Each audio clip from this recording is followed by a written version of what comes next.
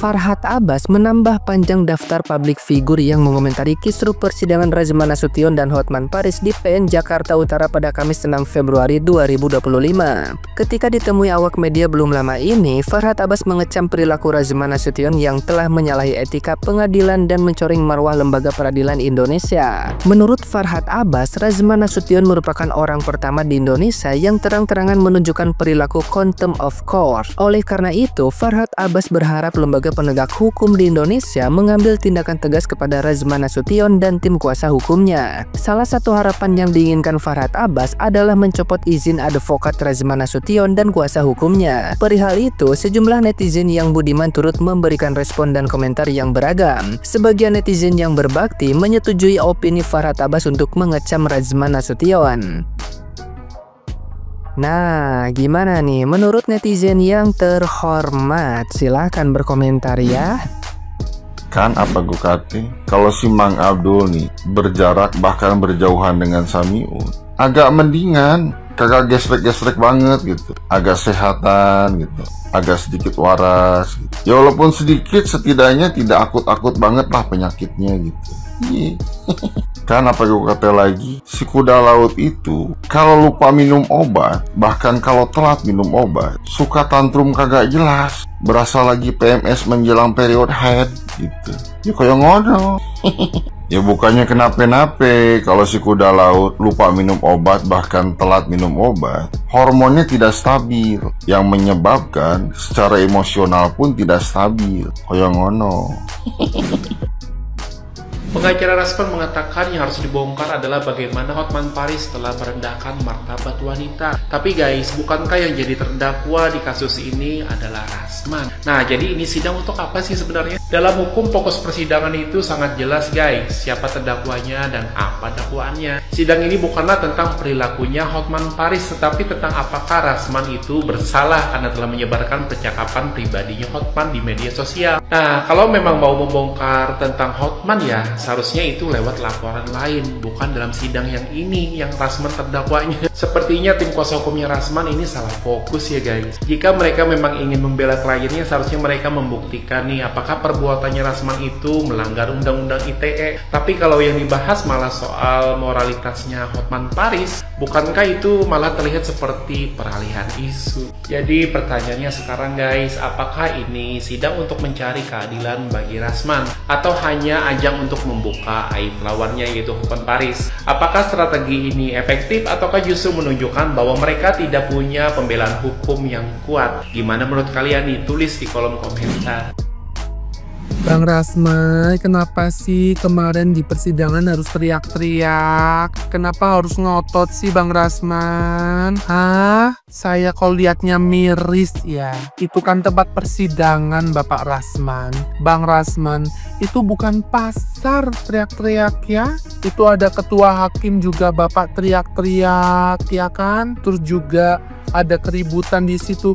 Terus juga ada tim salah satu Bang Razman yang naik meja. Miris Bang Razman ya. Etikanya di mana? Etikanya di dalam persidangan itu. Itu kan tempat privasi ya. Tolonglah etikanya dijaga Bang Razman.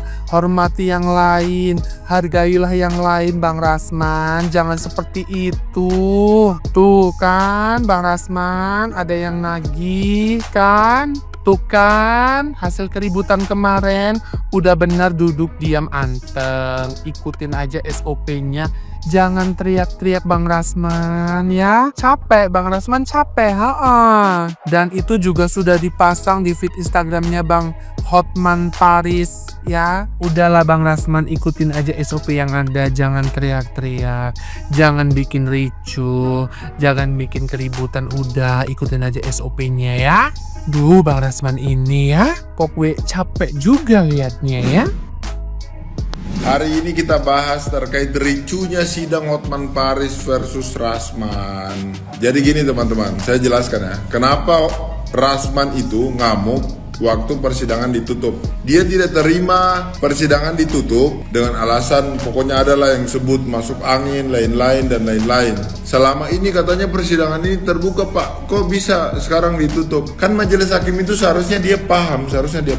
Di dalam persidangan kalau ada agenda pembahasan terkait pencabulan, pelecehan atau hal-hal yang privat, walaupun kemarin sidangnya itu terbuka, itu boleh ditutup dan pasti majelis hakim menyuruh untuk menutup karena itu hal-hal yang sensitif.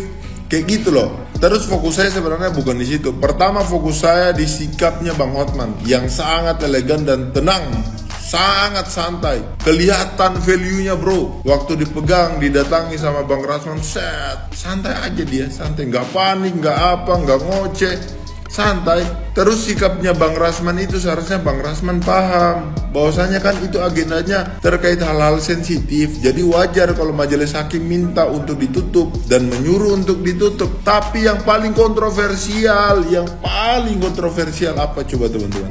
Ada advokat yang naik di atas meja. Coba lihatin ya. Tim kuasa hukum dari Rasman naik ke meja dari tim kuasa hukum dan menginjak-injak meja. Tim kuasa hukumnya Rasman ada yang naik dan menginjak-injak di atas meja di dalam ruang persidangan di pengadilan. Teman-teman, pada saat memakai toga harusnya dia paham pengadilan itu harus dijunjung tinggi. Pengadilan itu tidak boleh dihina, apalagi sementara menjalankan profesi, sementara memakai baju toga, ada kode etik. Kita lihat nanti apa keputusan dari majelis hakim, pengadilan, ataupun dari dewan-dewan yang di atas kan. Apalagi para dewan-dewan advokat ini. Jadi teman-teman, itu sangat kontroversial dan itu Bang Hotman Paris bilang apa? Pertama kali sejarah di Indonesia ada orang yang naik di atas meja sidang dan menginjak-injak persidangan, meja sidang.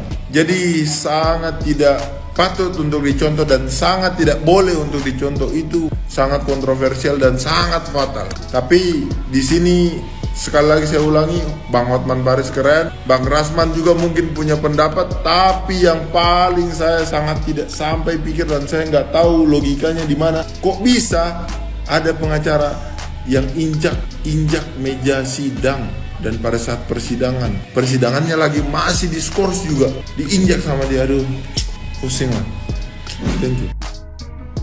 Bang Rasman membuat keributan di ruang persidangan itu sama sekali tidak layak dicontoh baik oleh advokat maupun oleh mantan advokat manapun juga. Itu sama saja tidak menghargai pengadilan dan tidak menghormati pengadilan. Ya, itu sangat tidak baik sekali. Bang Rasman dalam hal ini harusnya introspeksi diri. Kenapa Bang Rasman itu banyak dikata-katai oleh orang, bahkan dihina, diapain sama asis besar juga. Harusnya Bang Rasman itu introspeksi diri, karena yang saya lihat ada 3 hal nih ya. Bang Rasman itu banyak sekali berkuar-kuar, sedangkan apa yang diucapkan oleh Bang Rasman, saya kira itu banyaknya tol kosong nyari ngujinya. Lalu yang kedua, Bang Rasman itu banyak sekali ngimbru ke masalah-masalah sedang viral. Harusnya nggak seperti itu, harusnya lebih menahan diri. Lebih baik tidak dikenal daripada terkenal tapi menjadi bahan omongan. Lalu yang ketiga, Bang Rasman ini selalu salah dalam membela orang. Memang sebagai advokat tidak bisa menolak orang yang meminta bantuan, apalagi disertai dengan adanya honorarium ya. Tapi Bang Rasman ini harusnya sebagai pengacara yang cukup ada nama bisa memilah-milah masalah apa atau kasus apa yang akan ditangani ya. Jangan hanya menangani kasus-kasus untuk orang-orang yang mayoritas dibenci oleh masyarakat. Itu jangan seperti itu. Itu sama aja Bang Rasman itu meminta untuk dicibir, meminta untuk dilecehkan, dihina seperti itu. Harusnya nggak seperti itu. Dan kelakuan Bang Rasman sendiri terhadap klien jangan ada sampai mengarah-arah ke asusila ya. Yang saya lihat kan katanya Bang Rasman minta apa gitu ya ke salah satu kliennya yang saya lihat dengan konten-konten itu sangat tidak wajar ya, itu sangat tidak bagus. Apalagi Bang Rasman sendiri harus ngaca dengan Bang Rasman sendiri udah punya istri juga, maaf kata physically Bang Rasman seperti itu. Harusnya jadilah pengacara yang benar lah ya. Memang pengacara juga mungkin banyaknya mayoritas memang tidak semua bermata dua ya, seperti pedang bermata dua.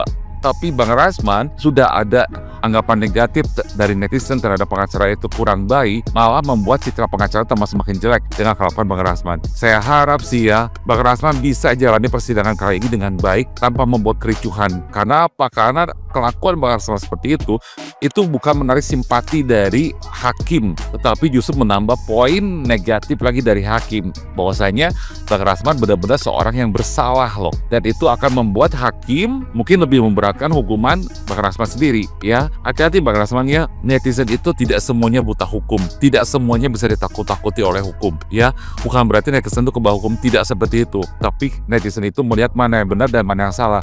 Dan kelakuan Bang Rasman ini seperti anak kecil, saya bilang seperti itu ya. Oke Bang Rasman ya, dan saya kasih tahu jangan ikut campur lagi masalah Loli, kasihan Nikmir ya, sebagai ibunya udah biarin aja dia, nggak usah ikut campur begini begitu, nggak usah dibohongin sama siapa, nggak usah seperti itu. Apa hak Bang Rasman? Di sini tuh Bang Rasman orang luar, bukan siapa-siapanya si Loli ya.